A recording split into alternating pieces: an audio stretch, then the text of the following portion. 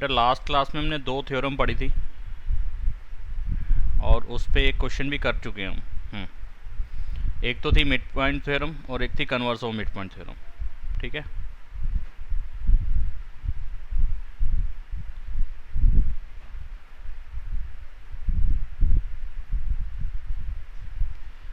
Mid point theorem में क्या था, एक ट्रायंगल के अंदर, मैं दोबारा से बता रहा हूँ थोड़ा सा, एक ट्रायंगल के अंदर हमें क्या चीज़ मालूम होगी, 2 मिड पॉइंट्स मालूम होंगे 2 साइड्स के। ठीक है, किन्हीं भी 2 साइड्स के मिड पॉइंट को ज्वाइन करके जो लाइन बनती है, मिड पॉइंट थ्योरम में हमें ये क्लियर होता है कि इन दोनों पॉइंट्स को, मिड पॉइंट्स को ज्वाइन करके जो लाइन बनती है वो अपोजिट लाइन के यानी कि थर्ड लाइन के पैरेलल होती है और उसका हाफ होती है। यानी कि अगर ये ट्रायंगल आप ए बी सी मानते हो और मिड पॉइंट्स को आप एम और एन मानते हो, यानी कि m is the mid point of A B and n is the mid point of A C, तो यहाँ पे मिड पॉइंट थ्योरम से क्या बातें हो जाएंगी, डायरेक्टली मैं उन बातों को बता रहा हूँ कि एम एन इक्वल होगा हाफ ऑफ बी सी के और एम एन पैरेलल होगा बी सी के। ये बातें हो जाएंगी मिड पॉइंट थ्योरम से। लेकिन कंडीशंस क्या होंगी यहाँ पे, हमें मिड पॉइंट थ्योरम लगा कब पाएंगे, जब 2 मिड पॉइंट्स दिए होंगे, यानी कि सर्कल वाला पार्ट ये गिवन होगा, 2 मिड पॉइंट्स हमें गिवन होंगे। ठीक है, दूसरा था converse of mid point.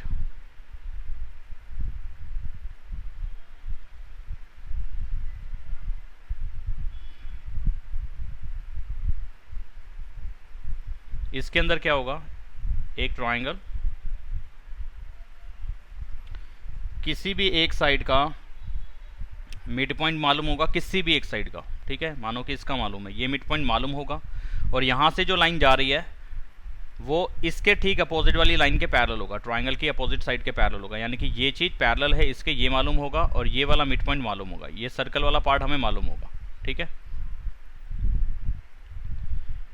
Parallel वाला और मिड पॉइंट मालूम होगा। तो सामने जहाँ पे ये वाली जो पैरेलल लाइन जा रही थी, बेस के पैरेलल जो लाइन जा रही थी, सामने वाली साइड को बाइसेक्ट कर देगी, थर्ड साइड को बाइसेक्ट कर देगी। यानी कि इससे हो क्या जाएगा, ये रेड सर्कल वाला पार्ट या ऑरेंज सर्कल वाला पार्ट प्रूव हो जाएगा कि ये और ये इक्वल हो जाएंगी। ठीक है, यानी कि अगर यहाँ पे आप इस पॉइंट को एम पॉइंट देते हैं और इसको पी क्यू नाम दे देते हो, तो इससे क्या हो जाएगा, M is the mid point of P Q. यानी कि इस converse of midpoint theorem से क्या हो जाएगा, P M is equal to M Q. अगर ये आप पूरा ट्रायंगल ऐसे लिख लेते हो तो। ठीक है, तो 2 थ्योरम आपको यूज़ करनी आनी चाहिए, मतलब कि पहले तो ये क्लियर होना चाहिए कि इसमें हो क्या जाएगा और इसमें क्या हो जाएगा, और क्या चीज़ इसमें दी होगी और क्या चीज़ इसमें दी होगी। ठीक है, तो इस पे बेस्ड एक क्वेश्चन हमने कर लिया हुआ है लास्ट क्लास में, फर्स्ट क्वेश्चन। उसी के जैसा दूसरा क्वेश्चन भी है, उसको भी करा देते हैं अभी शुरू।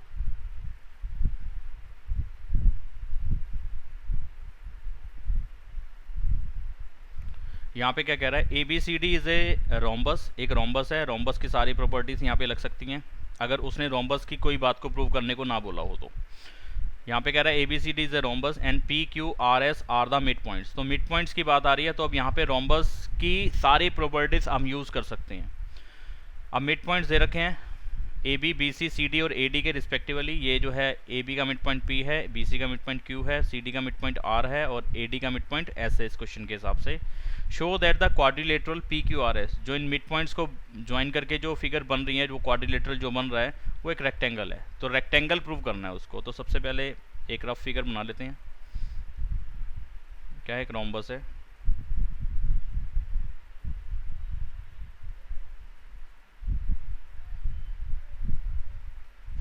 ये एक रोम्बस और इसमें चारों साइड्स के मिड पॉइंट्स ले लिए हमने, एक ये और एक ये, एक ये और एक ये, और इनको आपस में ज्वाइन कर दिया।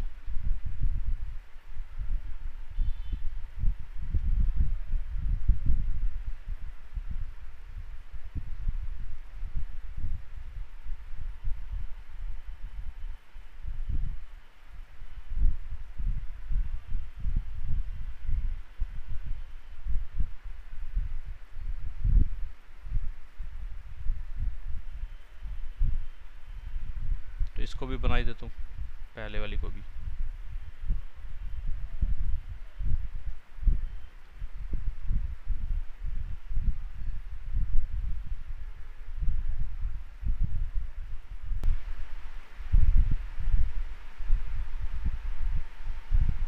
ये काम मुझे करना था और उसमें ज़्यादा ही पंगे पड़ गए। अब तो नहीं कुछ ऐसा होगा, अब भी हो रहा है, अब भी यही हो गया, सेम प्रॉब्लम। नहीं, बच गए।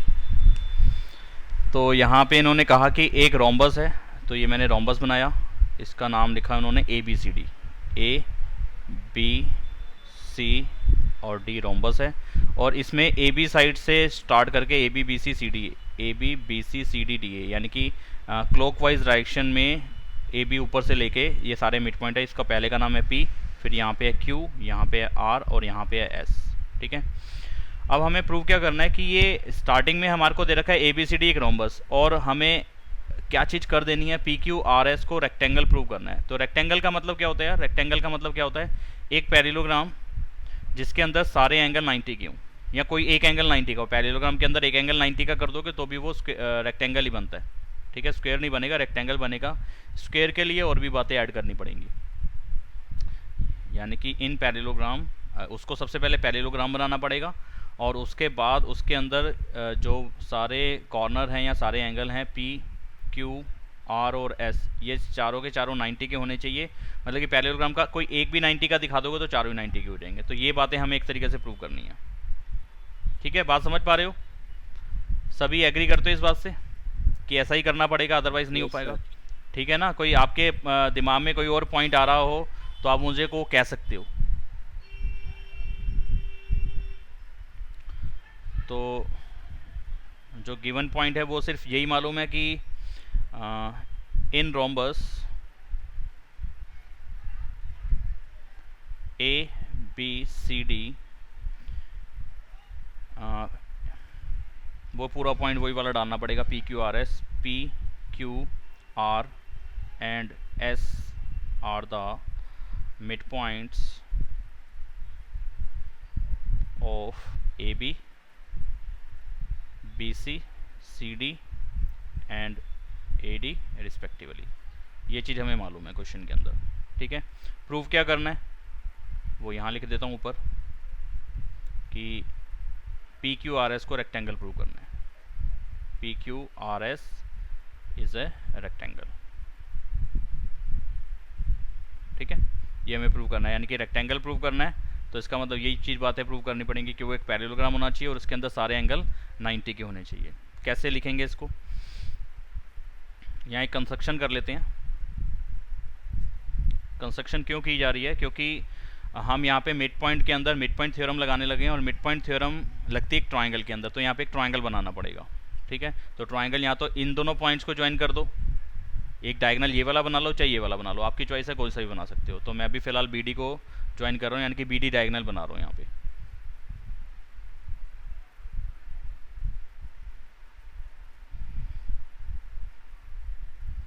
ज्वाइन BD, अभी फिलहाल मैं BD को ज्वाइन करूँ, आगे देखेंगे अगर और जरूरत रहेगी तो और कंस्ट्रक्शन ऐड कर देंगे।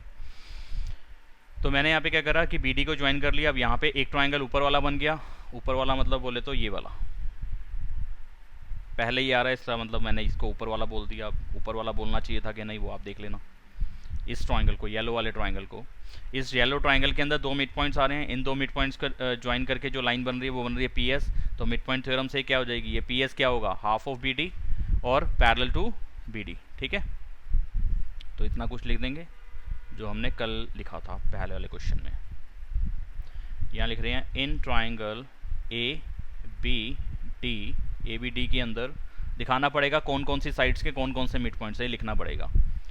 P and S are the midpoints of side P किसका है, AB का, और S किसका है, AD का रिस्पेक्टिवली। ठीक है, इनके मिड पॉइंट्स हैं। तो बाय मिड पॉइंट थ्योरम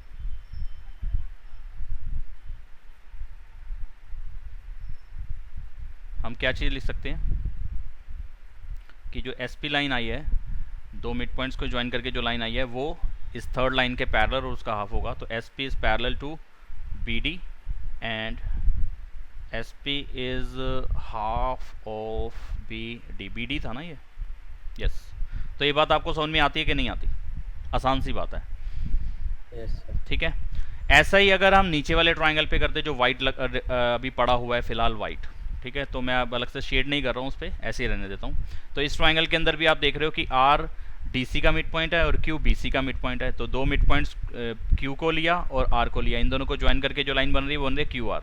तो क्यू आर लाइन क्या होगी, अगेन वो बी डी के ही पैरेलल होगी और बी डी का ही हाफ होगी, ठीक है। तो सिमिलरली डाल देते हैं यहाँ पे, सिमिलरली इन ट्राइंगल, यहाँ पूरा ऐसे लिखवाया हुआ है, यहाँ डायरेक्टली भी लिख सकते हैं कि R Q parallel to D B and R Q is half of D B, directly लिख सकते हैं। यहाँ आप दिखाना चाहते हो तो इस ट्राइंगल के अंदर दिखा रहे हैं हम, कौन सा है, डी बी सी या सी बी डी, इस ट्राइंगल के अंदर भी यही काम हो गया, Q R parallel to D B and Q R half of B D या डी बी। बी डी की जगह डी बी लिख देता हूँ क्योंकि ऊपर मैंने डी बी लिखा है, और सॉरी बी डी लिखा है, और यहाँ पे भी बी डी कर देता हूँ, ठीक है। फर्क नहीं पड़ता, आपको दिखने में एक जैसा लगेगा, वरना आप डी बी भी लिख के आओगे तो गलत नहीं है, एक ही बात है। अब यहाँ पे देखो ये सेम पहले क्वेश्चन के जैसा ही आ रहा है, जिसको पहले क्वेश्चन में डाउट रहा होगा वो यहाँ क्लियर हो जाएगा। अभी तक जो भी काम चल रहा है वो पहले क्वेश्चन वाला ही चल रहा है, ठीक है। फर्स्ट क्वेश्चन जो कर रहा था, यहाँ पे देखो इन दोनों बातों को, येलो वाली बातों को देखो, एस पी पैरेलल है बी डी के, यानी कि एस पी और बी डी कभी नहीं कटेंगी। क्यू आर पैरेलल है बी डी के, तो बी डी और क्यू आर भी कभी नहीं कटेंगे। तो यानी कि यहाँ पे भी बी डी आ रहा था, यहाँ पे भी बी डी आ रहा है, तो यानी कि दो लाइन्स ऐसी आ गई जो बी डी को नहीं काट रही, तो यानी कि ये दोनों आपस में भी तो पैरेलल होगी ना। तो तीनों ऐसे तो पैरेलल हो जाएंगी, लेकिन फिलहाल तीनों को पैरेलल लिखने का फ़ायदा नहीं है। लिख सकते हो आप चाहो तो S P parallel to B D parallel to Q R लिख सकते हो। फिलहाल उस पॉइंट का यूज़ डायरेक्टली क्वेश्चन में नहीं होगा, थोड़े से पार्ट का होगा। तो वही चीज़ यहाँ पे भी देखो, इस ब्लू वाले पार्ट में ये भी आपको समझ में आ जाएगा। एक बारी मैं कुछ फिगर के अंदर भी ये काम करके दिखा दूंगा। S P is half of B D, B D का आधा एस पी है, बी डी जितनी भी वैल्यू है उसकी, उसका हाफ करते हो तो एस पी बन जाता है। वो यहाँ पे भी हो रहा है, बी डी का हाफ क्यू आर बन जाता है, तो इसका मतलब एस पी और क्यू आर इक्वल हो गया ना, ठीक है। अगर यहाँ पे ये चीज़ समझ में ऐसे नहीं आती, आ जानी चाहिए, नहीं आती तो मैं डायग्राम पे ये काम करके दिखा रहा हूँ। डी बी और एस पी पैरेलल हैं, आपस में नहीं कटती। दूसरे पॉइंट में डी बी और क्यू आर आपस में नहीं कटती, तो यानी कि तीनों लाइंस पैरेलल हो गई। हमें ज़रूरत है इस वाले की और इस वाले की, तो हम लिख सकते हैं ना ये दोनों पैरेलल हैं, लिख सकते हो जी।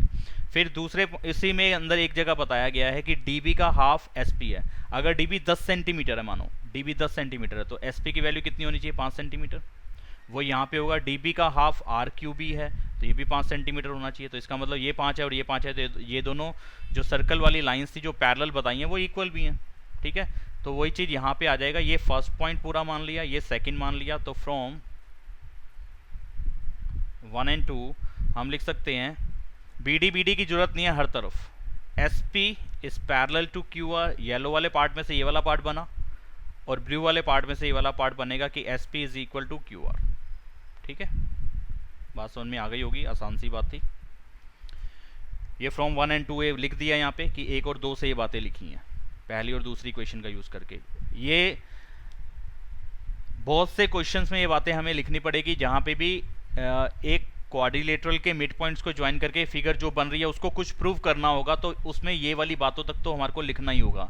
यानी कि उस अंदर वाली फिगर को जो क्वाड्रिलेटरल है उसको पैरेललोग्राम तक ले जाना ही होगा, ठीक है। तो अब ये वाले पॉइंट को देखो, S P parallel to Q R और S P equal to Q R, S P parallel to Q R और S P equal to Q R. तो यानी कि इस क्वाड्रिलेटरल के अंदर, अंदर वाले क्वाड्रिलेटरल के अंदर अपोजिट साइड्स का एक पेयर जो लिया हमने वो इक्वल भी है, पैरेलल भी है, तो ये फिगर क्या हो जाएगी, पैरेललोग्राम। तो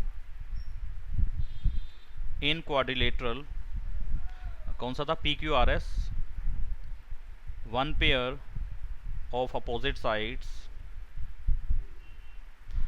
is equal and parallel, therefore PQRS is a parallelogram, ठीक है। ये पैरेललोग्राम हो गया, ठीक है। हमने इस वाली प्रॉपर्टी का यूज़ करा जो हमने पहले पढ़ी थी कि एक सिंगल पेयर अगर अपोजिट साइड्स का इक्वल और पैरेलल हो तो वो क्वाड्रिलेटरल पैरेललोग्राम बन जाता है, इसीलिए ये सारा काम हमने करा। चलिए अब जो बीच वाला फिगर है, जो बीच वाला क्वाड्रिलेटरल, मैं वहाँ से शेड हटा रहा हूँ, ये बीच वाले को मैं शेड कर देता हूँ। ये मैंने बता दिया पैरेललोग्राम। ये पैरेललोग्राम बन गया। अब पैरेललोग्राम बन गया, अब इसको मुझे कहाँ तक ले जाना है? पैरेललोग्राम तो मैंने बना दिया, अब इसका कोई सा भी ना एक एंगल 90 का बताना है, कोई सा एक एंगल 90 का बताना है। चारों बताने की जरूरत नहीं, कोई सा एक 90 का बता दो, तो ये भी प्रॉपर्टी में ही इंक्लूड है कि एक 90 का तो सारे 90 के हो जाते हैं। आपको समझ में आती होगी बात, नहीं आती तो पूछ लेना बाद में, अगर करके देखो समझ में नहीं आती तो क्या करना चाहिए, कैसे करें बताओ? 90 का इसका कोई सा भी एक कॉर्नर, या तो P या Q या R या S, कोई सा भी एक एंगल 90 का बताना है, बस अब मुझे ये काम करना है। कैसे करें, क्या समझ में आ रहा है?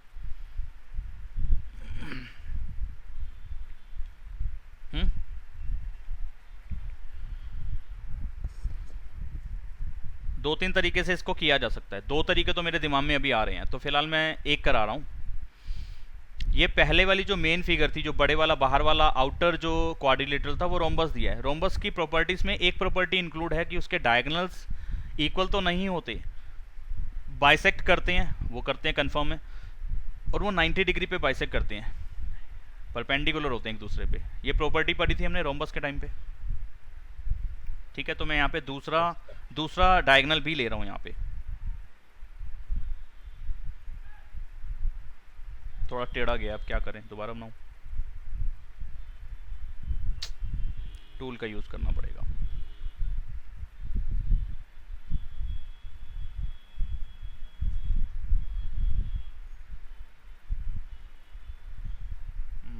कौन से कलर का लूँ? इस वाले कलर का, थोड़ा सा लाइट।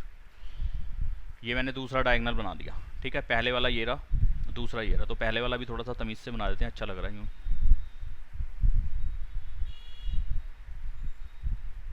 चलिए, दोनों बन गए यहाँ पे। अब क्या हुआ? बहुत दिक्कतें हैं, बहुत दिक्कतें हैं।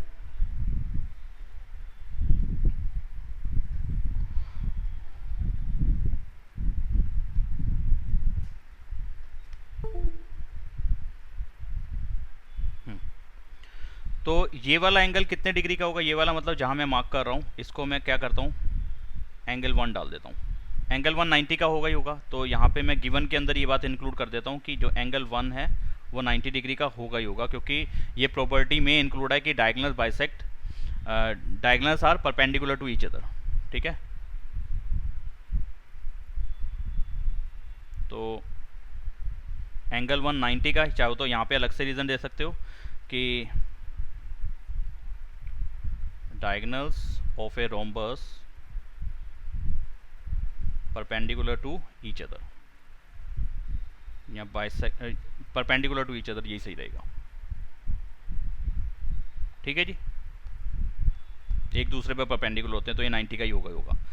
तो अब क्या करें, इस 90 से इसका लिंक कैसे जोड़ें, या किसी एक एंगल को 90 का कैसे करें? किसी को आ रहा है समझ में?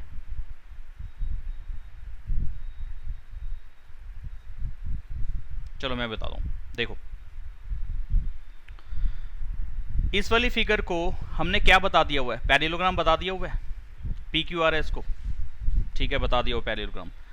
तो इसमें ये बात तो हमने पहले से ही लिख दी है कि SP पैरेलल है QR के।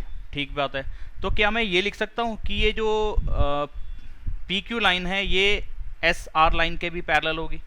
हाँ जी होगी, क्योंकि पैरेललोग्राम के दोनों ही पेयर पैरेलल होते हैं, दोनों ही पेयर इक्वल होते हैं अपोजिट साइड्स के। तो इसके बाद एक बात और ऐड करा देते हैं, PQRS इज ए पैरेललोग्राम के बाद एक पॉइंट और ऐड कर देते हैं यहीं पे, कि जो दूसरा पेयर था कौन सा था, एक बार फिर देखना पड़ेगा, PQ और RS। PQ is equal to RS and PQ is parallel to RS, ये हम लिख सकते हैं, रीज़न डाल सकते हैं कि अपोजिट साइड्स हैं पैरेललोग्राम की। ठीक है जी, अगर जहाँ आपको समझ में ना आए तो मुझे बता देना। अब चलो वापस चलते हैं ऊपर डायग्राम पे। अब देखना जरा, क्या मैं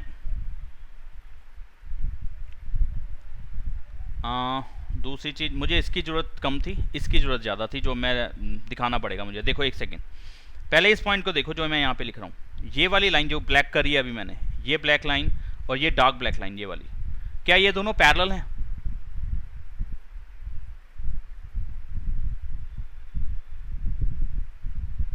आवाज आ रही है आप लोग को? Yes sir, yes sir. क्यों पैरेलल है बेटा ये? सर क्योंकि हमने वो ऊपर प्रूव कर दिया था BD is parallel to RQ, और ये उन्हीं का ही पार्ट है, उन्हीं के ऊपर आ रही है। ठीक है, तो यहाँ पे अब इन पॉइंट्स के नाम डालने पड़ेंगे मुझे। यहाँ पे ऐसे करता हूँ, इसका नाम m डाल देता हूँ, इसको n डाल देता हूँ, और इसको क्या डालूँ, s डाल देता हूँ। s तो कहीं नहीं डाला हुआ है, t डाल देता हूँ, इस पॉइंट को t नाम दे देता हूँ। ठीक है, तो मैं ऐसे इसका जो बातें हैं ना मैं यहीं लिख रहा हूँ ताकि मुझे ऊपर नीचे ना करना पड़े, बड़ा ज़्यादा नहीं तो परेशानी होगी। मैं इधर ही साइड पे लिख रहा हूँ, यहीं पे इतने पोर्शन पे कॉपी पेस्ट कर देंगे बाद में। यहाँ देखो, यहाँ मैं लिख रहा हूँ mn is parallel to tq, mn is parallel to tq। Diagram के साथ में मैं इसका बातें लिख रहा हूँ, जो चीज़ मुझे ऐड करानी है नीचे। ये बात सबको समझ में आती है, mn पैरेलल टू tq क्यों? क्योंकि यहाँ पे हम लिख सकते हैं क्योंकि बिकॉज db पैरेलल था qr के। ये बात मैंने कहीं ना कहीं प्रूव करी हुई है। ठीक है, db और qr पैरेलल होगा क्योंकि ये दो मिड पॉइंट से मिड पॉइंट्स को ज्वाइन करके जो लाइन बनी थी वो तीसरी साइड के पैरेलल होगी और उसका हाफ होगा। तो यानी कि ये मिड पॉइंट थ्योरम का यूज़ करके ये वाली बात हमारे को पता चल चुकी है पहले से ही। और db के ऊपर ही mn आ रहा है, देखो आप db लाइन के ऊपर ही m और n दोनों पॉइंट्स आ रहे हैं। और tq जो पॉइंट है वो t और q जो है वो qr का पार्ट है, qr के ऊपर ही आ रहे हैं tq दोनों पॉइंट्स। ठीक है ना, तो ये पैरेलल में लिख सकता हूँ। ऐसे ही अगर आप इस तरफ देखो, mq पैरेलल टू ये nt, ये भी ऐसे लिख सकता हूँ। क्यों? क्योंकि ये बात तो मैं ये प्रूफ किया नहीं है, लेकिन हम इसको भी कर सकते हैं सेम वैसे ही कि जो mq है वो pq का पार्ट है और जो nt है वो ac का पार्ट है। और ये भी मैं बात मिड पॉइंट थ्योरम से प्रूव कर सकता था। ये वाला जो पॉइंट है pq और ac वाला, ये मैं मिड पॉइंट थ्योरम से प्रूव कर सकता था। जरा देख लो एक बारी आप, इस चीज़ को मैं लिख रहा हूँ यहाँ पे, इसकी ज़रूरत वैसे रहती नहीं लेकिन मैं लिख के दिखा रहा हूँ यहाँ पे। इन ट्राइंगल, ये रेड से लिख रहा हूँ मैं, रेड पेन से, ये वाला पॉइंट pq और ac पैरेलल क्यों हुए थे? इन ट्राइंगल abc ट्राइंगल के अंदर p और q पॉइंट को देखो, p किसका मिड पॉइंट है? इस वाली साइड का, ab का, और q किसका मिड पॉइंट है? bc साइड का। तो दो मिड पॉइंट को ज्वाइन करके कौन सी लाइन बन रही है? pq। इन ट्राइंगल abc, यहाँ दिखना पड़ेगा p and q are the mid points. समझ में आ रहा है कि नहीं आ रहा है? यहाँ पूरा नीचे से डिटेल में लिख के बताऊं इसको? सर आ रहा है। Mid points of A B and B C. ठीक है, तो बाय मिड पॉइंट थ्योरम हम लिख सकते हैं P Q is parallel to A C. अभी फिलहाल इसकी जरूरत है, हाफ वाले की जरूरत नहीं, इसलिए मैंने हाफ करके नहीं दिखाया, वरना आप लिख सकते थे। तो मैंने यहाँ पे P Q parallel to A सी क्यों हुआ उसके लिए रीजन दे दिया हुआ है कि मिड पॉइंट थ्योरम से हुआ ये। और अगर आप इसको दिखाना चाहते हो तो ये दिखाना पड़ेगा आपको, ये रेड वाला। ठीक है, मिड पॉइंट थ्योरम लगाने के लिए हमें सिर्फ दो ही बातें चाहिए थी कि एक ट्राइंगल के अंदर दो साइड्स के मिड पॉइंट, उनको ज्वाइन करके जो लाइन बन रही है वो बेस लाइन के पैरेलल होगी और ये वाली ऊपर वाली लाइन नीचे वाली लाइन का हाफ होगी। बस मिड पॉइंट थ्योरम में इतना ही काम करना है अपने को। ठीक है, तो उसके बिहाफ में मैं ये वाली बातें भी लिख सकता था, एम क्यू और एन टी पैरेलल और एम एन और टी क्यू पैरेलल। ठीक है जी, बात समझ में आती है आपको? अब ये जो ब्लैक वाला क्वाड्रिलेटरल है, इसके अंदर अपोजिट साइड के दोनों पेयर मैंने पैरेलल दिखा दिए। अगर आप ध्यान दो तो मैंने एक तरफ दिखा दिया कि ये वाली लाइन और ये वाली लाइन पैरेलल है, दूसरी तरफ दिखाया ये वाली लाइन और ये वाली लाइन पैरेलल है। Opposite sides are parallel, therefore M N T Q is a parallelogram. ठीक है, ठीक है, इसका मतलब हम इसके बाद लिख सकते थे कि M N T Q is a parallelogram, क्योंकि यहाँ पे ये अपोजिट साइड्स बन रही हैं और इन अपोजिट साइड्स को मैंने पैरेलल दिखा दिया है। ठीक है, ठीक है, ये पैरेललोग्राम बन गया। अब पैरेललोग्राम के अपोजिट एंगल्स क्या होते हैं? इक्वल होते हैं। तो ये एंगल 1 अगर 90 का, तो ठीक इसके सामने वाला ये वाला जो एंगल है, जिसको मैं एंगल 2 डाल देता हूँ, ये वाला एंगल 2, तो एंगल 2 भी तो 90 का हो जाएगा। ठीक है, तो इसका मतलब देयरफॉर एंगल 1 और एंगल 2 दोनों इक्वल हो जाएंगे। क्यों? ये अपोजिट एंगल्स है पैरेललोग्राम के, अपोजिट एंगल्स ऑफ पैरेललोग्राम। थोड़ा छोटा छोटा लिख रहा हूँ, समझ में आ जाना चाहिए आपको। अपोजिट एंगल्स है पैरेललोग्राम के। एंगल 1 की वैल्यू तो 90 है, अभी मैंने यहाँ बताया नीचे एंगल 1 की वैल्यू तो 90 है। उसके पीछे का रीज़न ये है कि ये रोम्बस के जो डायगनल्स होते हैं वो एक दूसरे को परपेंडिकुलर, एक दूसरे के ऊपर परपेंडिकुलर होते हैं, 90 डिग्री पे होते हैं वो। ठीक है, तो इसलिए एंगल 1 90 का था। एंगल 1 90 का, एंगल 2 भी 90 का होना चाहिए, क्योंकि एंगल 1 और एंगल 2 मैंने इक्वल बता दिया। तो इसका मतलब एंगल 2 की वैल्यू कितनी होनी चाहिए, 90 होनी चाहिए। अब इस बात को मैं नीचे कॉपी और पेस्ट, यहाँ से कॉपी और वहाँ पेस्ट कर देता हूँ, अगर ये तरीके से हो जाता था।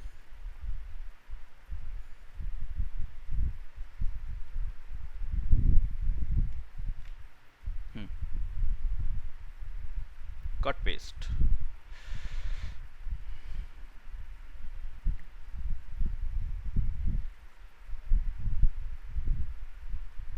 ठीक है जी।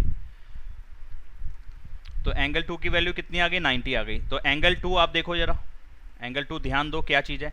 एंगल 2 जो है इस येलो वाले क्वाड्रिलेटरल का एक कॉर्नर बन रहा है, एक कोने का एंगल है, ठीक है। और वो कोने का एंगल जो है 90 का आ चुका है। अगर एक पैरेललोग्राम के अंदर एक कोने का एंगल 90 का आ जाएगा तो सारे कोने के एंगल 90 के हो जाएंगे और वो क्या बन जाएगा, रेक्टेंगल। ठीक है। तो इस वाले पॉइंट को एक नंबर डाल सकते हो आप। अगर मैंने कहीं पे कोई इक्वेशन या कोई नंबर अभी तक नहीं डाला, 1 और 2 मैं डाल चुका हूँ, तो मैं पैरेललोग्राम वाले पॉइंट को तीसरे नंबर की वैल्यू डाल रहा हूँ, थर्ड पॉइंट डाल रहा हूँ, और इसको मैं फोर्थ पॉइंट डाल रहा हूँ। तो from third and fourth point, एक थर्ड पॉइंट में बताया गया पैरेललोग्राम और फोर्थ पॉइंट में बताया गया एक एंगल 90 का। तो एक पैरेललोग्राम का एक एंगल 90 का होगा, तो थर्ड और फोर्थ से हम क्या लिख सकते हैं, PQRS इज ए रेक्टेंगल। ठीक है जी, समझ में आ गया। ये आपके सामने है, कोई बात जो पूछनी हो आप पूछ सकते हो, कोई पॉइंट जो समझ में ना आया वो मुझसे पूछ सकते हो। देव, वंश, बेटा समझ में आया है? ये सर है। ठीक है, वो तो अब पता चलेगा जब टेस्ट लूंगा। अभी आगे बढ़ जाते हैं। चितेश, कुछ गड़बड़ तो नहीं लगी इस क्वेश्चन में, सही करा है? यस सर, सही है। ठीक है, अगर कुछ लगे गड़बड़ पूछना हो तो पूछ लेना आप लोग। प्रांशी, ठीक है ना, समझ में आया है? खुशी? हाँ सर, आ गया। अच्छा चलो ठीक है। सर तो अब देखो यहाँ पे क्या कह रहा है अगले क्वेश्चन में, A B C D is a rectangle, rectangle है। P Q R S are the mid points of side A B B C C D and A D. पहले वाले क्वेश्चन के जैसा नहीं है कि एक क्वाड्रिलेटरल, किसी भी टाइप का क्वाड्रिलेटरल हो, उसके मिड पॉइंट, सारी साइड्स के मिड पॉइंट को ज्वाइन करके डेफिनेटली पैरेललोग्राम बनेगा। यहाँ पे तो रेक्टेंगल बोल दिया आपने, तो रेक्टेंगल के भी मिड पॉइंट, सारी साइड्स के मिड पॉइंट्स को ज्वाइन करके जो भी क्वाड्रिलेटरल अंदर वाला बनेगा वो पैरेललोग्राम सबसे पहले स्टेज में पहुंच जाएगा, जैसा कि हमने करा था क्वेश्चन नंबर 1 में, जैसा करा था क्वेश्चन नंबर 2 में। तो मैं सारा का सारा वहीं से कॉपी पेस्ट करूंगा। पहले बनाया तो इसके लिए एक फिगर, एक रेक्टेंगल। सर मेरी आवाज आ रही है? हाँ जी, बहुत साफ साफ आ रही है, बताओ। हेलो, हाँ बोलो बोलो। मेरी आवाज आ रही है? हाँ आ रही है। सर सिर्फ चारों साइड इक्वल प्रूफ करनी है ना? एक सेकंड, क्या चीज़ प्रूव करना है उसको? रोम्बस प्रूव करना है। हाँ, जो पैरेललोग्राम है, पैरेललोग्राम के अगर चारों साइड्स इक्वल हो जाए तो सबसे पहले वो रोम्बस बन जाएगा। अगर चारों एंगल भी साथ में इक्वल हो जाएंगे तो फिर वो स्क्वायर बन जाएगा। बिल्कुल सही बात बोली आपने। तो यहाँ पे चारों साइड्स के मिड पॉइंट ले रहा हूँ मैं, एक पॉइंट, दूसरा पॉइंट, तीसरा पॉइंट और ये चौथा पॉइंट, इनको ज्वाइन करा रहा हूँ।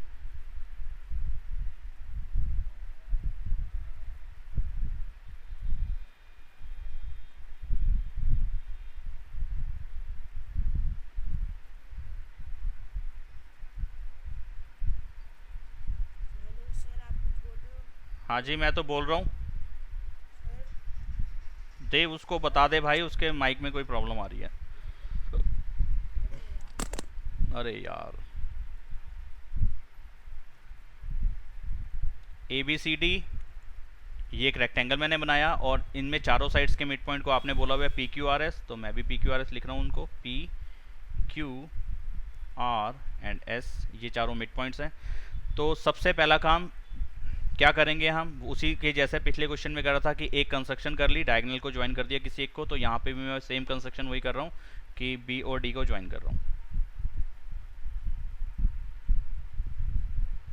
इसमें एक काम मुझे और थोड़ा सा करना पड़ेगा, चलो छोड़ो, वो नहीं करता मैं। तो अब क्या करना है जी, इसको रोम्बस प्रूव करना है, अंदर वाली फिगर को, अंदर वाला क्वाड्रिलेटरल को। तो रोम्बस के अंदर खास बात क्या होती है कि वो एक पैरेललोग्राम होना चाहिए। पैरेललोग्राम में बता ही दूंगा अभी कैसे है, और उसके अंदर सारी साइड्स इक्वल होनी चाहिए। ठीक है, तो अभी सबसे पहला काम, सर मेरी आवाज आ रही है? हाँ जी आ रही है। अभी ओके सर। तो यहाँ पे ये इतना पार्ट यहाँ तक, थर्ड पॉइंट तक का सेम ही आएगा, तो यहीं से कॉपी और पेस्ट कर रहा हूँ।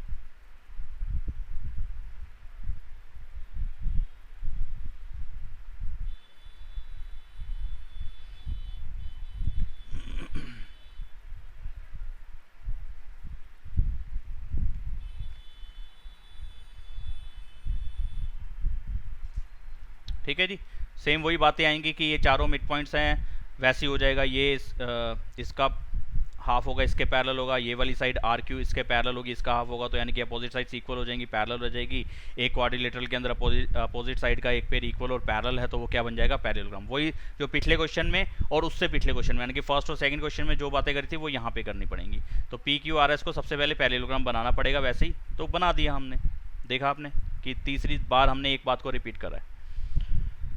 अगर नाम उसी के जैसे नहीं लिखे तो फिर गड़बड़ हो जाएगी। एस पी क्यू आर, हाँ बिल्कुल सही वैसे ही लिखे हुए हैं। ठीक है जी, बात समझ में आती है? इसमें तो कोई दुविधा या दिक्कत नहीं है ना आप लोग को? No sir. बाकियों को भाई? नहीं है सर। ठीक है, फिर अब क्या बताना है मुझे? यहाँ मैं लिख रहा हूँ साइड में, P Q R S is a rhombus. Rhombus का सीधा सा मतलब होता है कि वो होना चाहिए सबसे पहले एक पैरेललोग्राम और plus all sides are equal, या आप यहाँ पे दिखाना चाहते हैं तो ऐसे लिख सकते हैं P Q, Q R, R S और एस पी, ये सारी साइड्स इक्वल होनी चाहिए। तो पैरेललोग्राम तक पहुँचा दिया हमने, ये पहुँचा दिया, पैरेललोग्राम तक तो पहुँचा दिया। अब क्या करना है, उसकी सारी साइड्स इक्वल बतानी है। सारी साइड्स पैरेललोग्राम की जब भी इक्वल करनी होती है तो सीधी सी एक बात और करनी होती है, वो हमने पहली एक्सरसाइज में पढ़ा था हमने कि एडजेसेंट साइड्स को इक्वल कर दो। एडजेसेंट साइड्स को, कोई सी भी दो साइड्स को, लेकिन वो एडजेसेंट होनी चाहिए, साथ साथ वाली। आमने सामने वाली तो कर ही चुके हैं।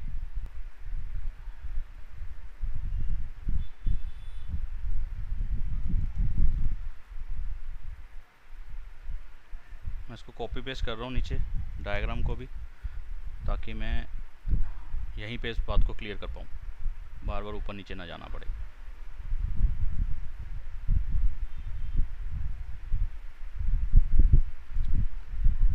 हाँ जी, तो ये पैरेललोग्राम तो बन चुका है। अब सारी साइड्स इक्वल बतानी है, तो पहले सारी साइड्स इक्वल बताने से पहले मुझे एडजेसेंट को इक्वल बता देना चाहिए, अपने आप सारा काम हो जाएगा। देखो कैसे। ये क्या चीज़ थी, जो मेन बड़ी वाली फिगर थी, जो आउटर फिगर थी, वो था एक रेक्टेंगल। एक सेकंड, मैं प्रूफ के अंदर देख लूँ क्या क्या बातें मैंने डाली हैं। हाँ, कुछ अलग से ऐसा तो नहीं डाल दिया जो की ज़रूरत नहीं थी। नहीं, ठीक है। तो देखो ये P Q R S sorry A B C D जो है वो क्या है, रेक्टेंगल है। ठीक है, तो यहाँ पे मैं लिख दूंगा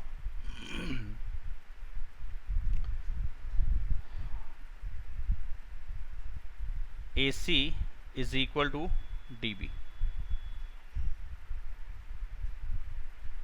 डायगोनल्स ऑफ रेक्टेंगल। रेक्टेंगल के डायगोनल्स जो होते हैं वो इक्वल होते हैं, इसलिए ए सी और बी डी इक्वल होगा। तो बी डी ए सी को भी ज्वाइन करना पड़ेगा यहाँ पे, अगर नहीं कर रखा तो अभी फ़िलहाल मैं करने वाला हूँ। ये रहा, ठीक है, थोड़ी टेढ़ी आई है लाइन, कोई बात नहीं, अब चलने दो ऐसे ही।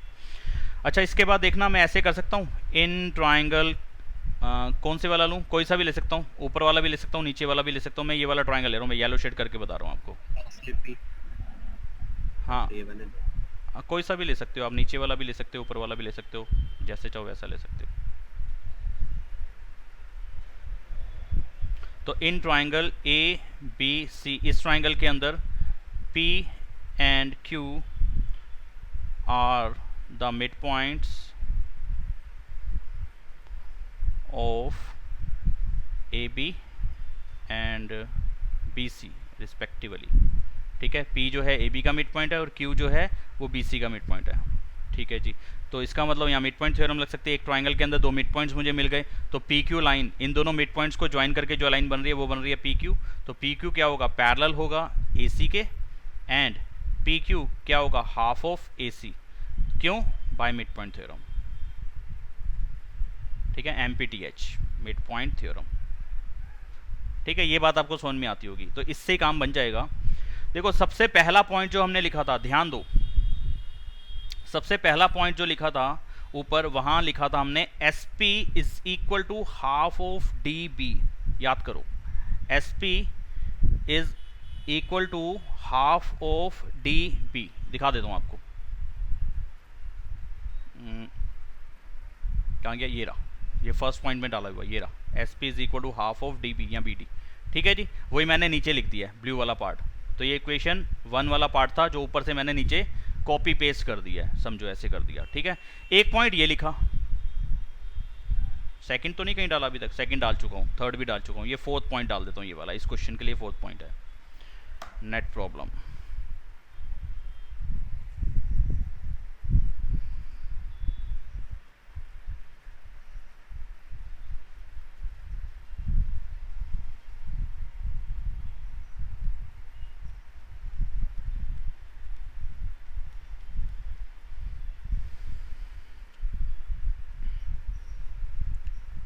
फ्लो बनने ही नहीं देता यार, कभी नेट प्रॉब्लम, कभी मीटिंग एंड, कभी कुछ तो कभी कुछ, क्या करें।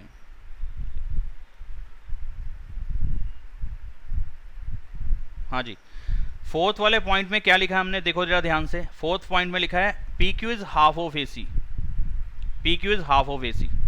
ठीक है, AC का हाफ है PQ। यहां पे फर्स्ट पॉइंट में पता चला था SP is half of DB, SP DB का हाफ है।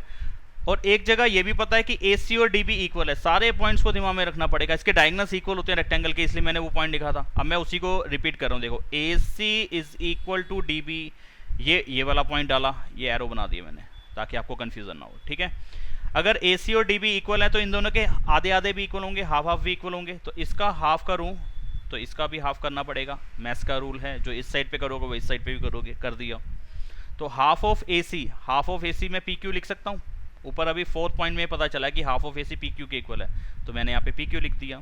Half of DB first point में मुझे क्लियर हुआ है SP के इक्वल है, SP के इक्वल लिख दिया यहाँ पे। ठीक है, तो यहाँ पे डाल दूंगा मैं from first and fourth point से मैंने ये वैल्यूज यहाँ पे रिप्लेस करी हैं। हाफ ऑफ AC PQ के इक्वल था, हाफ ऑफ DB SP के इक्वल था। अब जरा सारी बातें घुमा लो, सारी की सारी बातें जो करी हैं। सबसे पहली बात, इस अंदर वाली फिगर को, ये येलो पार्ट में हटा रहा हूँ, और इतना कुछ करना पड़ेगा, येलो पार्ट हटा दिया मैंने। ठीक है, अब ये अंदर वाली जो फिगर है इसको कर देता हूँ येलो। इसको मैंने सबसे पहला पॉइंट क्या प्रूव करा था, पैरेललोग्राम। पैरेललोग्राम की अपोजिट साइड्स क्या होती हैं, इक्वल होती हैं, आमने सामने वाली साइड्स इक्वल होती हैं। ठीक है, तो उस वाले पॉइंट को भी थोड़ी देर में यूज करता हूँ, 2 मिनट के बाद यूज करता हूँ। अभी इस वाले पॉइंट को देखो, PQ is equal to SP, PQ और SP इक्वल हो चुका है यहाँ पे। ठीक है, PQ की वैल्यू अगर आप x मान लेते हो, x लिखवा दिया मैंने, PQ को x मान लिया। ठीक है, तो इसका मतलब SP भी कितना हो जाएगा, x हो जाएगा। हाँ जी, हाँ हो जाएगा, x हो जाएगा। इसकी लेंथ भी x हो गई, इसकी लेंथ भी x हो गई। और सबसे पहले इस बात को बताया था कि ये एक पैरेललोग्राम है, पैरेललोग्राम की अपोजिट साइड्स इक्वल होती हैं। अगर ये x है तो ठीक इसके सामने वाला भी क्या होगा, x होगा। ठीक है, और ऐसे ही PQ अगर x है तो ठीक इसके सामने वाला भी क्या होगा, x होगा, क्योंकि opposite sides of parallelogram are equal. ठीक है, तो ये बात मैंने कहीं डाली है यहाँ पे, सारी इक्वल होने वाला, सारी इक्वल वाला तो नहीं डाला होगा, तो मैं ऐसे अलग से ही लिख देता हूँ, ऊपर नीचे क्या दिखता रहूँगा मैं। तो यहाँ पे मैं एक पॉइंट और ऐड कर रहा हूँ, PQ is equal to SR। क्या बदतमीजी है यार ये, PQ is equal to SR and PQ is equal to SR and PS is equal to QR। फिर भूल गया क्या था, PS is equal to QR, PS is equal to QR। क्यों, ये अपोजिट साइड्स हैं पैरेललोग्राम की, opposite sides of parallelogram PQRS। PQRS को मैं पैरेललोग्राम बता चुका हूँ, इसके अपोजिट साइड्स हैं। ठीक है, अब इस वाले पॉइंट को उठाओ, सिर्फ इस वाले को और ठीक इससे पहले वाले को, इन दोनों से ये सारी साइड्स मैंने x अभी लिख के बता दिया आपको। तो इसको भी अपने आप में एक पॉइंट डाल दिया मैंने, 5वां पॉइंट, और जो अभी नीचे लिखा है इसको मैंने एक पॉइंट डाल दिया, 6वां पॉइंट, 6 पॉइंट। तो 5 वाले पॉइंट से from 5th point and 6th point मुझे समझ में आया, all sides are equal. PQ is equal to QR is equal to RS is equal to SP। ठीक है,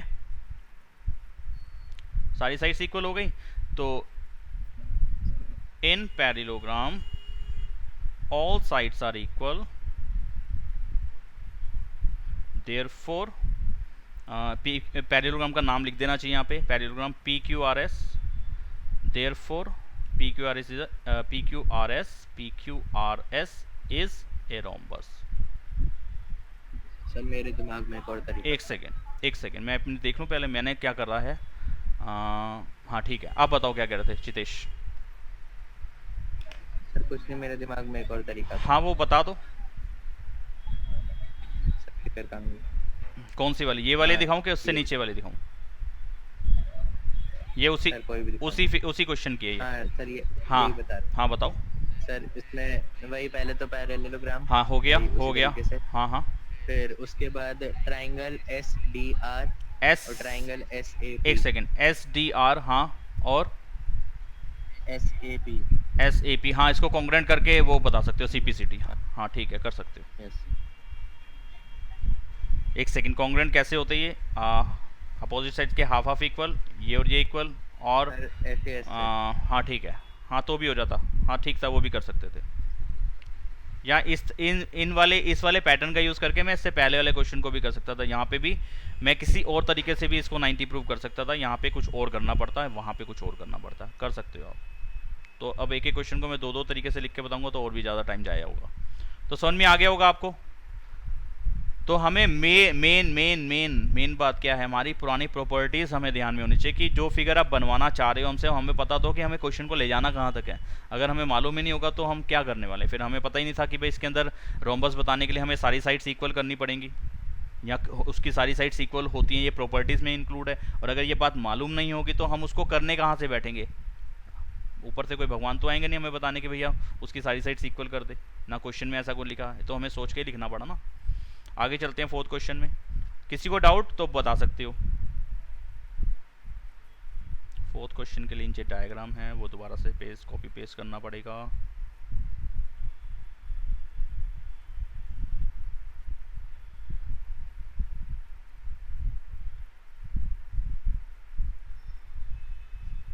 हाँ जी, तो यहाँ पे इन्होंने बोला ABCD is a trapezium in which AB parallel to CD, AB parallel to CD।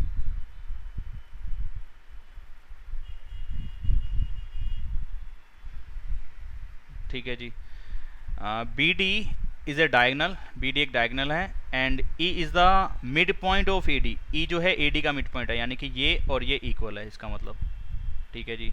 A line is drawn through E से हमने एक लाइन डाली पैरेलल टू AB, जो AB के पैरेलल है, यानी कि ये लाइन इसके पैरेलल है। ये वाला पॉइंट कहाँ चला गया? तो यानी कि देख रहे हो ये तीनों पे पैरेलल वाली बात आ गई, तो ये तीनों ही पैरेलल हो जाएंगी। ये इसके पैरेलल है, ये इसके पैरेलल, तो मतलब कि कॉमन साइड AB आ गई ना दोनों के अंदर। तो EF और DC भी पैरेलल होंगी। कहीं उन्होंने अलग से लिखा नहीं है लेकिन ये हो जाएगा। अच्छा क्या कहता था? E parallel to AB, a line through E drawn through E parallel to AB intersecting BC at F। BC को F पे इंटरसेक्ट कर रही है। वो हमें नज़र आ रहा है कि E से जो लाइन डाली है वो AB के पैरेलल डाली है, ये इन्होंने कहा है। लेकिन क्या बात हो रही है, वो F पे कहीं ना BC को F पे इंटरसेक्ट कर रही है। ये समझ में आ गया हमें। फिगर को देखो फिर, show that F is the mid point of BC। ये हमें ये प्रूव करना है कि जो F है वो इसका मिड पॉइंट है, यानी कि ये और ये इक्वल है। ये सर्कल वाला पार्ट हमें इक्वल प्रूव करना है। ठीक है, तो गिवन जो बातें हैं वो यहाँ मैं लिख देता हूँ जो हमें दिया हुआ है। In trapezium ABCD, AB parallel to CD, AB और CD पैरेलल है।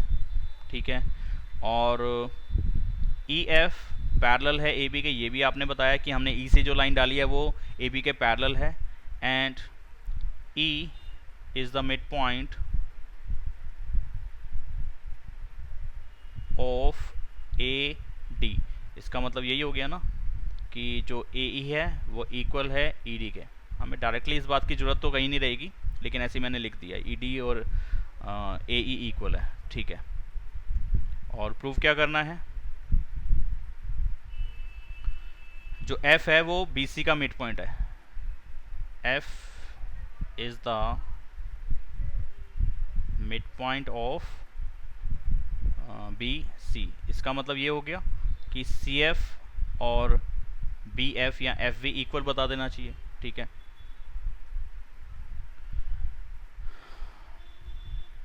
तो कुछ अलग से कंस्ट्रक्शन है नहीं इसके अंदर, करने की ज़रूरत रहेगी नहीं। तो बस इस वाले पॉइंट को जो है नाम डाल दो, क्या नाम दूँ, एम दे देता हूँ। जी पॉइंट लिखा हुआ अच्छा नहीं लगता, इसलिए मैं एम लिख रहा हूँ यहाँ पे इसको। मतलब कि आप चाहो तो डाल देना, कोई दिक्कत नहीं है। यहाँ क्या कर सकते हो, ये देखना सेकंड थ्योरम नहीं लग रही, converse of midpoint theorem की। एक लाइन का मिड पॉइंट दे रखा है, एक साइड का मिड पॉइंट दे रखा है, और उस मिड पॉइंट से जो लाइन जा रही है वो बेस लाइन के पैरेलल है। तो क्या हो जाएगा, जो सामने वाली साइड होगी या थर्ड साइड होगी उसको वो बाइसेक्ट कर देगी वाली लाइन। यही थी ना converse of midpoint theorem. यहाँ दोबारा से बता रहा हूँ, यहाँ देखो नीचे बता रहा हूँ, एक ट्राइंगल मालूम होगा, एक ट्राइंगल के अंदर कोई सी भी एक साइड का मिड पॉइंट मालूम होगा। यहाँ पे मानो कि इसका ये मिड पॉइंट मैंने दे रखा है, इस मिड पॉइंट से एक लाइन जा रही होगी जो कि बेस लाइन के पैरेलल होगी, यानी कि ठीक उसके सामने वाली जो ट्राइंगल की साइड आ रही है, ऐसे समझ लो जो मिड पॉइंट से जो लाइन जा रही है ना, उसके ठीक सामने वाली जो ट्राइंगल की साइड है उसके वो पैरेलल होनी चाहिए। ये दिया हुआ होना चाहिए आपको, यहाँ दिया हुआ है सही कि ये वाली लाइन इस लाइन के पैरेलल है। तो ये सामने वाली साइड को क्या कर देगी, बाइसेक्ट कर देगी। यानी कि ये जो रेड वाला पॉइंट आ रहा है, रेड ही मैं ले लेता हूँ, ये रेड पॉइंट जो आ रहा है वो सामने वाली इस वाली साइड का, थर्ड साइड का मिड पॉइंट होगा। यानी कि यहाँ पे ये और ये इक्वल हो जाएगा by converse of midpoint theorem. बच्चों को टॉपिक पूरा पढ़ लिया, बच्चों को क्वेश्चन देख लिए सारे अच्छे से, चाइनीज़ मूवी समझ के देख ली जिसमें से कुछ समझ में नहीं आया है ना, ऐसे समझ के देख ली। तो जो समझ में नहीं आया तो वैसे ही समझ में नहीं आया। मतलब कि इवन ये भी नहीं मालूम होता कि मिड पॉइंट थ्योरम का मतलब होगा क्या, दिया होगा उससे क्या हो जाएगा, और converse of midpoint theorem में क्या दिया होगा और उससे क्या हो जाएगा, ये भी हमें नहीं मालूम। तो फिर तो बेकार ही हो जाएगा ना पढ़ना। तो कम से कम इतना तो मालूम हो कि converse of midpoint theorem में हमें क्या पार्ट दिया होता है और क्या पार्ट हमारा हो जाता है converse of midpoint theorem से। तो मान के चलूं कि ये बात सबको पता चल गई कि converse of midpoint theorem और मिड पॉइंट थ्योरम में क्या क्या बातें दी होती हैं और उससे क्या क्या बातें बन जाती हैं। अंशिका, मैं समझ रहे हो ना बेटा बात को?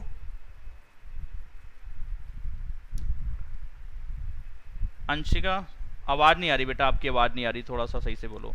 देव, वंश, हाँ सर समझ रहे हो? चलो अच्छी बात है। तो ऐसे ही आप देखो, ये सेम इस वाले ट्राइंगल में, इस येलो ट्राइंगल के अंदर आपको दिख रहा है कि एक साइड का मिड पॉइंट दे रखा है। ये जो डॉट मैंने डाला है ब्लैक पेन से, ई जो ई है ये डी ए का या ए डी का मिड पॉइंट दिया हुआ है, क्वेश्चन में दिया हुआ है, मेरे को कुछ बताने की जरूरत नहीं थी। और ई से जो लाइन जा रही है वो बेस लाइन के पैरेलल है, यानी कि ट्राइंगल की दूसरी साइड के पैरेलल है। तो तीसरी वाली साइड को जहां पे ये लाइन टच कर रही है वो एक्चुअलिटी में उसको इंटरसेक्ट, मतलब कि इंटरसेक्ट तो कर ही रही है लेकिन वो उसको बाइसेक्ट भी कर रही है, काट तो रही है लेकिन बाइसेक्ट का मतलब आधा काट रही है। ठीक है, बाइसेक्ट का मतलब क्या होता है, आधा काट रही है, आधा कर रही है, उसको हाफ कर रही है। ठीक है, तो यहाँ पे उसी बात को हम लिख देंगे कि converse of midpoint theorem लगाने के लिए क्या क्या बातें होनी चाहिए। तो उसको पहले मैं यहाँ बता रहा हूँ कि in triangle A B D triangle के अंदर E is the mid point, M P मतलब mid point of A D, एक मिड पॉइंट दे दिया। एंड जो ई से एक लाइन जा रही है E M parallel to A B, ये क्वेश्चन में गिवन है, ये वाला पार्ट, ये भी और ये भी मिड पॉइंट वाला भी। ठीक है, दोनों बातें दे रखी हैं, मुझे कुछ भी बताना नहीं था और मुझे इसी चीज़ की ज़रूरत होती है converse of midpoint theorem लगाने के लिए। तो इसका मतलब क्या हो जाएगा, इसका मतलब हो जाएगा m जो है मिड पॉइंट हो जाएगा किसका, db का, by converse of midpoint theorem. ठीक है जी, आगे होगी बात समझ में, इतना क्लियर है? Yes sir. अच्छा, अब दूसरे वाला जो व्हाइट ट्रायंगल पड़ा है उसको मैं व्हाइट ना रह के उसको मैं ग्रीन करने वाला हूं। इस ग्रीन ट्रायंगल के अंदर देखो, ये ट्रायंगल थोड़ा सा उल्टा दिख रहा है, वैसे नॉर्मली हम ऐसा ट्रायंगल बनाते हैं, ये उल्टा ट्रायंगल बना रखा है उन्होंने। ठीक है, उससे फर्क नहीं पड़ता। m इसका मिड पॉइंट अभी हमने बता दिया, m is the mid point of db, m एक मिड पॉइंट मालूम है। इस मिड पॉइंट से जो लाइन जा रही है mf जो है वो ef का ही पार्ट है, ऐसे ही em जो था वो भी ef का पार्ट था। और हमें क्वेश्चन में यही दे रखा है जो e से लाइन जा रही है ना वो पैरेलल है ab के, तो ये एक ही लाइन की बात कर रहे हैं ना आप, mf मतलब वो e से जाने वाली लाइन की बात कर रहे हैं आप। तो mf पैरेलल अब किसके है, DC के भी पैरेलल होगा। ये कहीं पे हमने वैसे लिखा नहीं है अभी तक, तो इसको लिख देना चाहिए, तो इसको मैं अलग से लिख देता हूँ पहले। तो सबसे पहले हम लिख देते हैं DC parallel to AB, DC parallel to AB, AB सही से बन जाए, एंड E से जो लाइन जा रही थी EF पैरेलल टू AB, ये दोनों बातें गिवन थी। इसका मतलब क्या हो जाएगा, DC, AB और EF ये तीनों ही पैरेलल हो जाएंगी, ठीक है। इसका यूज अब मैं कर लूंगा। तो EF DC के भी पैरेलल होगा, इसका मतलब EF DC के पैरेलल होगा, यहां पे समझ में आया। EF DC के पैरेलल भी होगा, ये अलग से कहीं लिखा नहीं था इसलिए मेरे को ये दिखाना पड़ना था यहाँ पे। और EF के ऊपर ही MF आ रहा है, तो इसका मतलब MF पैरेलल होगा DC के, ठीक है। तो जो M मिड पॉइंट था, इससे जो लाइन जा रही है वो ट्रायंगल की एक साइड के पैरेलल है, हाँ है। तो ये वाली लाइन जहाँ पे ट्रायंगल की तीसरी साइड को काटेगी उसको बाइसेक्ट कर देगी, इसका मतलब। तो इसका मतलब क्या आ जाएगा, converse of midpoint theorem से F is the mid point of CB। तो हमें यही सब बातें दोबारा से लिखनी पड़ेंगी। In triangle DCB,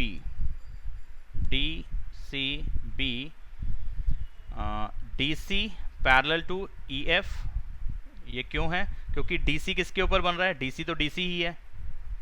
parallel to EF, EF किसके ऊपर आ रहा है, EF नहीं सॉरी MF चाहिए, यहाँ पे MF की जरूरत है, या MF लिखना होगा मुझे। MF है, और MF किसके ऊपर आ रहा है, MF आ रहा है EF के ऊपर, तो यहाँ मैं लिख दूंगा EF के ऊपर आ रहा है।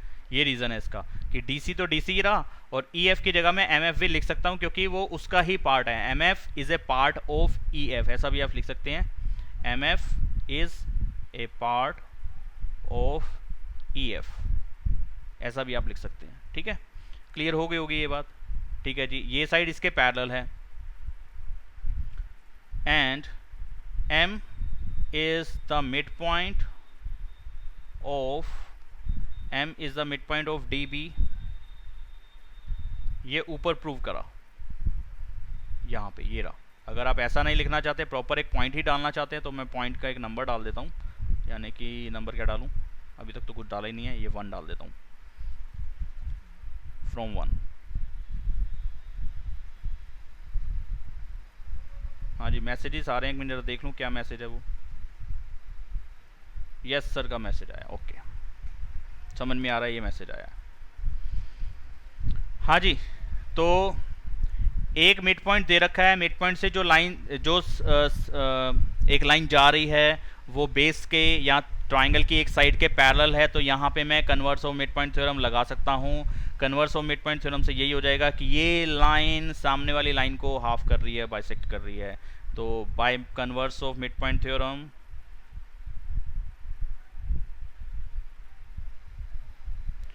क्या पॉइंट है उसका, F is the mid point of, F is the mid point of CB, शायद CB ही है, हाँ, और यही हमें चाहिए था, यही प्रूव करना था, F is the mid point of CB या BC। समझ में आया है कि नहीं आया है, आसान था। सर आया है। बच्चे बेचारे परेशान हो गए हैं।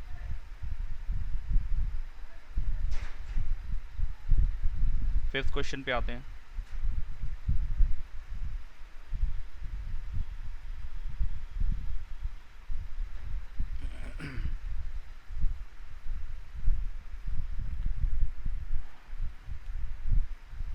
इस क्वेश्चन में देखो क्या बताया, इन्हें पैरेललोग्राम ABCD, ये जो बाहर वाला जो क्वाड्रिलेटरल है ये पैरेललोग्राम है। E and F are the mid points of side AB and CD। E जो है वो AB का मिड पॉइंट है, F जो है वो DC का मिड पॉइंट है, यानी कि ये इसके इक्वल है और ये इसके इक्वल है, ठीक है। अरे गायब हो जाता है, बार बार आ जाता है, ठीक है जी। तो हमें क्या शो करना है, show that the line segment AF कहाँ पे है, AF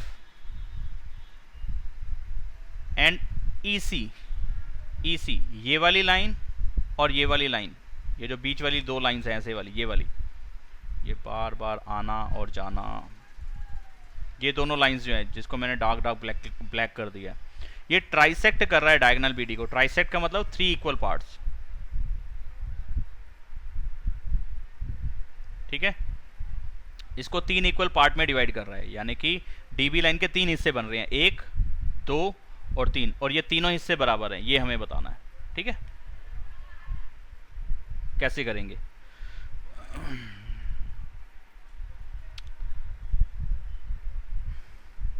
अब यहां पे देखो आप,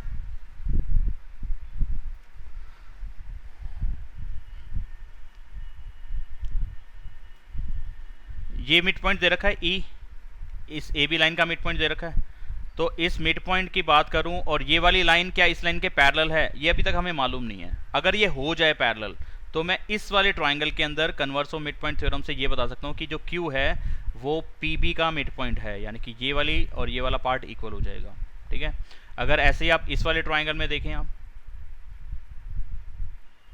इस ट्रायंगल के अंदर आपको मालूम है एफ इसका मिड पॉइंट है, ठीक है। एक साइड का मिड पॉइंट दे रखा है, उससे जो लाइन जा रही है इस ग्रीन लाइन के पैरेलल हो जाए नीचे वाली, तो क्या हो जाएगा, P इसका मिड पॉइंट हो जाएगा, किसका, DQ का मिड पॉइंट हो जाएगा P by converse of midpoint theorem. तो ये और ये इक्वल हो जाएगा, तो यानी कि ये सारे के सारे पार्ट इक्वल हो जाएंगे। अब कैसे लिखेंगे इस बात को समझे जरा, सारा कुछ ही हट गया यार। चलो, ये और ये इक्वल है, ये और ये इक्वल है। यहां देखो कैसे करेंगे। इन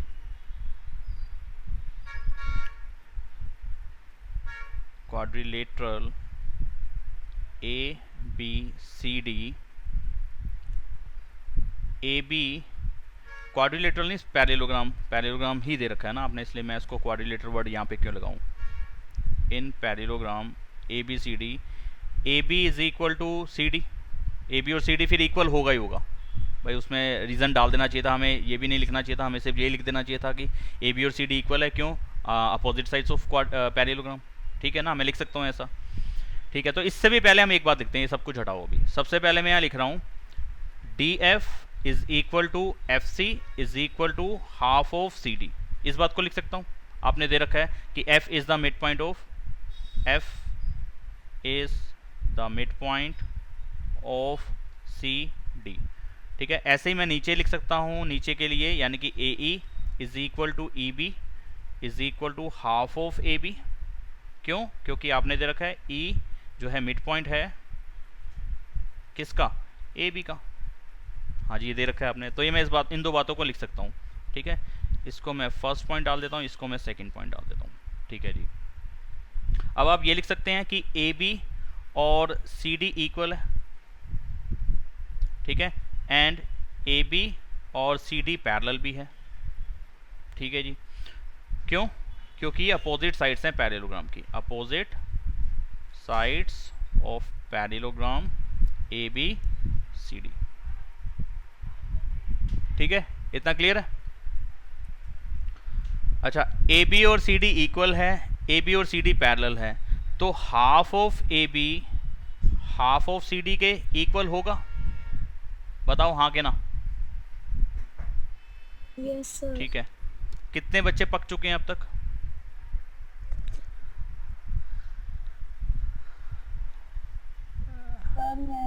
अच्छा, चितेश पक चुका है, और लेफ्ट ही कर दिया हैं अंशिक, वंश ने तो लेफ्ट ही कर दिया। अच्छा वंश है ही नहीं क्लास में। चलो तो फिर ऐसा है, सर मैंने लेफ्ट नहीं करा सर, वो मेरे में कुछ टेक्निकल इश्यूज आ गए। अच्छा तो आप देव के साथ बैठे हो, कोई बात नहीं। हाँ तो प्रांशी तो नहीं पकी ना? प्रांशी खुशी करा दूं ना इस क्वेश्चन को कंप्लीट, तो करा दूं? हाँ सर, एक क्वेश्चन करवा दो। क्योंकि सर भूख लग रही है। वैसे मेरे को भी यही मैसेज आया कि भाई भूख का टाइम हो चुका है, खाने का टाइम हो चुका है, खाना बन चुका है, खाना खा लो। दोबारा कराना पड़ेगा फिर मेरे को अगली क्लास में क्वेश्चन करा देता हूँ। Half of AB is equal to half of CD होगा? हाँ जी हाँ होगा। तो AB का हाफ क्या है? AB का हाफ आप AE भी लिख सकते हो और EB भी लिख सकते हो। आपको यहाँ सेकेंड इक्वेशन में पता चल गया कि ए और ई बी जो है हाफ ऑफ ए बी के इक्वल है।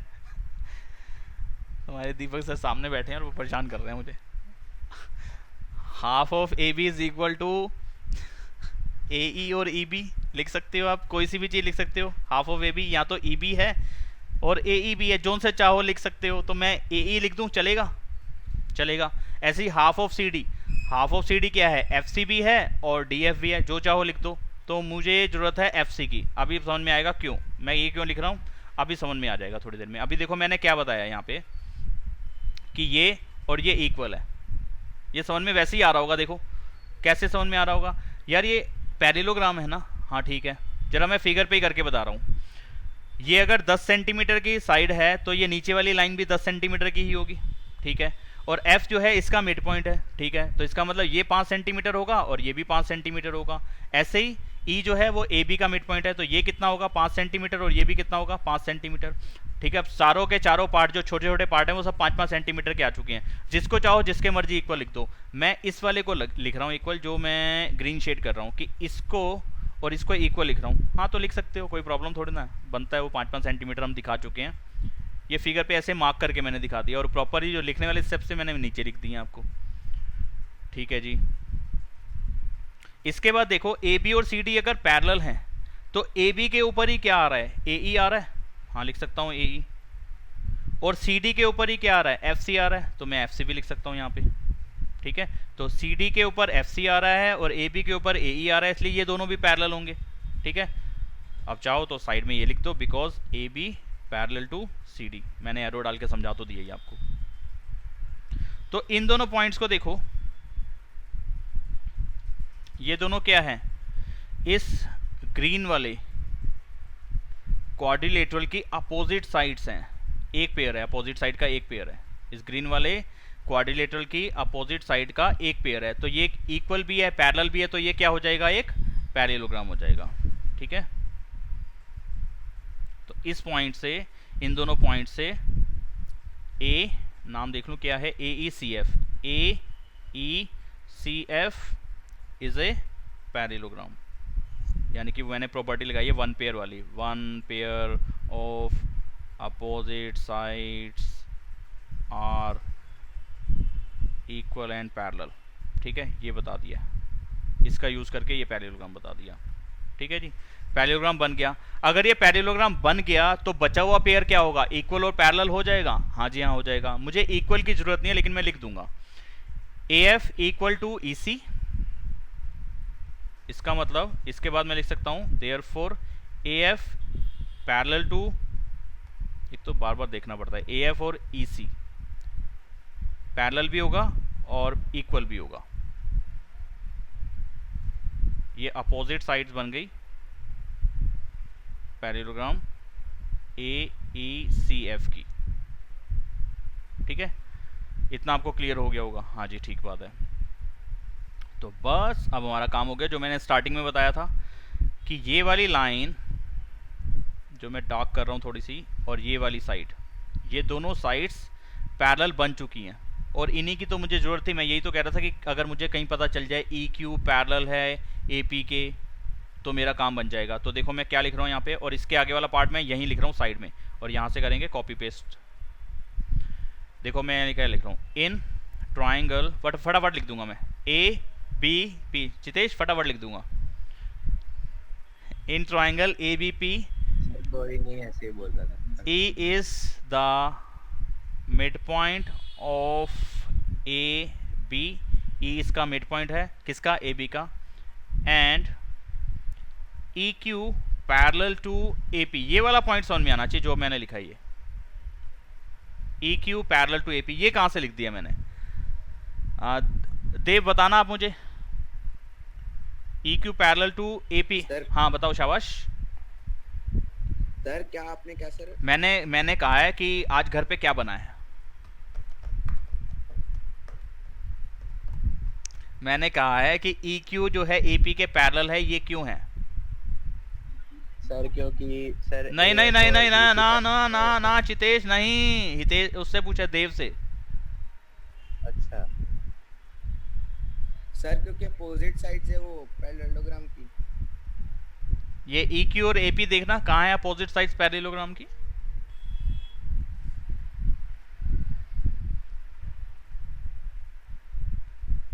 चलिए खुशी आप बताओ बेटा।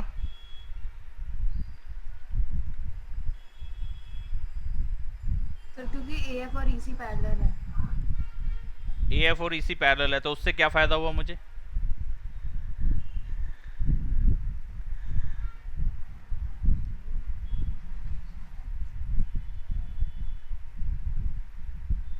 आपने सही बोला है, थोड़ा सा और इसको एक्सप्लेन कर दो, इसी बात को जो आपने बोली है सही बोला है आपने, थोड़ा सा और एक्सप्लेन करो। सही बोल दिया आपने कि एएफ और ईसी पैरेलल है, तो फिर मुझे क्या फायदा हुआ एएफ और ईसी पैरेलल होने से? सर फिर कन्वर्स मिड पॉइंट थ्योरम वो लगती रहेगी। मैं तो सिर्फ इसको बात कर रहा हूँ कि ई क्यू और एपी पैरेलल क्यों है। तो आपने ये बता दिया कि एएफ और ईसी पैरेलल है, तो फिर मुझे कैसे समझ में आ रहा है कि एएफ और ईसी पैरेलल है तो ई क्यू और एपी क्यों पैरेलल है भाई?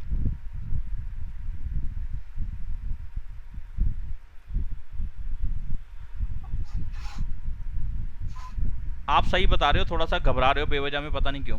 हितेश बताएगा, हितेश ने हाथ खड़ा करा हुआ है। हाँ बताओ हितेश। सर वो एएफ और ईसी पैरेलल है और वो एपी और ईक्यू उन्हीं के पार्ट्स हैं तो वो भी पैरेलल। हाँ बस इतना बताना था अंशिका, आपने सही बता दिया था। शायद आप ये बता रहे थे लेकिन आपने बताया नहीं। EQ और AP पैरेलल है। EQ कहाँ पे आ रहा है? EQ EC के ऊपर आ रहा है और AP किसके ऊपर आ रहा है? AE के ऊपर आ रहा है। तो EC के ऊपर EQ आ रहा है, AE के ऊपर AP आ रहा है। अगर ये दोनों पैरेलल है तो ये दोनों भी पैरेलल होंगे, यानी कि EQ is a part of EC and AP is a part of AE। ऐसे भी आप लिख सकते हैं, ठीक है।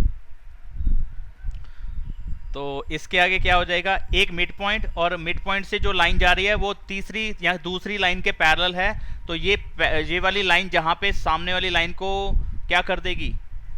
बाइसेक्ट कर देगी। इसका मतलब by converse of midpoint theorem Q is the mid point of BP। ठीक है जी, Q जो है BP का मिड पॉइंट हो गया। इसका मतलब ये हो गया कि PQ और QB इक्वल है। ठीक है, एक पॉइंट बन गया। अगर मैंने कोई नंबर अब तक नहीं डाला तो मैं इसको डाल देता हूँ। ऐसे ही मेरे को मालूम नहीं है कि पहले मैंने कोई नंबर डाला है कि नहीं, तो मैं इसको डायरेक्टली 4th पॉइंट डाल रहा हूँ। अगर कुछ नहीं डाला हो तो आप इसको फर्स्ट डाल देना। सिमिलरली इन ट्राइंगल D, पूरा लिख रहा हूँ मैं, DCQ F is the midpoint of DC and PF दिख नहीं रहा ना, PF is parallel to CQ। Reason because PF जो है वो AF के ऊपर आ रहा है और QC जो है वो EC के ऊपर आ रहा है या CE के ऊपर आ रहा है। ठीक है, ये भी हम पहले बता चुके हैं कि CE या AC पैरेलल है AE के। नहीं, मैंने यहाँ पे AE डाल दिया, ये गलत डाल दिया। AE क्यों आ रहा है भाई? AF है वो पॉइंट, AF के ऊपर आ रहा है AP। मेरे को E जैसा लगा इसलिए मैंने वहाँ गलती से डाल दिया था। ये F है, यहाँ पे भी F है। ठीक है, चलिए यहाँ पे पैरेलल हो गया और मिड पॉइंट हो गया, तो फिर सामने वाली साइड को बाइसेक्ट करेगा। Therefore by converse of midpoint theorem P is the midpoint of DQ। P is the midpoint of D, भूल जाता हूँ मैं बार बार, DQ by converse of midpoint theorem। ठीक है, अब इस वाले पॉइंट से क्या बन जाएगी वैल्यूज? DP इक्वल हो जाएगा PQ के, DP और PQ इक्वल हो जाएगा। ये 5th पॉइंट आ गया। ठीक है, तो from 4th and 5th point हम देख सकते हैं कि PQ इक्वल है QB के और यहाँ पे PQ इक्वल है DP के, तो ये तीनों पॉइंट्स इक्वल आ जाएंगे। और इसका मतलब ये जो लाइंस हैं दोनों AF और CE ट्राइसेक्ट कर रही हैं DP को। जो ट्राइसेक्ट करने वाला पार्ट था ना, वो हमें यही चीज़ प्रूव करनी थी। जो ट्राइसेक्ट करना था, इसका मतलब हमें ये चीज़ प्रूव करनी थी जो मैं रेड पेन से लिख रहा हूँ कि DP is equal to PQ is equal to QB, और यही हमने यहाँ पे लास्ट में कर दिया है। गायब हो गया। ये रहा, ठीक है। और ये सारा का सारा आप जो है मैं कट पेस्ट करके नीचे लगा के आपको PDF सेंड कर दूंगा, आप फिर इसको आराम से नोट कर लेना या समझ लेना। ठीक है जी, समझ में आ गया होगा मेरे हिसाब से। बाकी के बच्चे भी क्वेश्चन करेंगे नेक्स्ट क्लास में। तब तक के लिए जयराम जी की बाय बाय।